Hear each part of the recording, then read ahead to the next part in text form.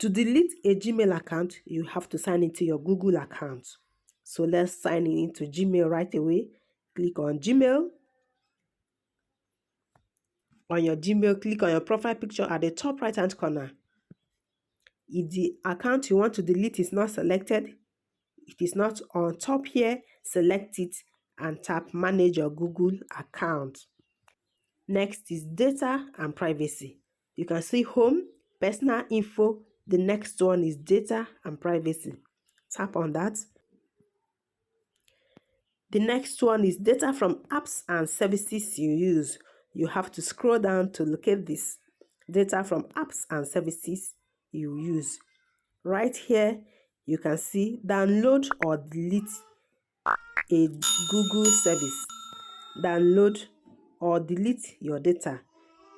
If you want to delete, click delete a Google service. You have to enter your password to continue. Click next when you are done. You can see the Google services you have. If you want to delete a Gmail account, tap on the trash can next to the Gmail account. Just tap on this trash can and it will be deleted. This is how you can delete a Gmail account or a Google service account from your mobile phone. Thanks for watching, guys. Please share, like, and subscribe. I will see you in my next one.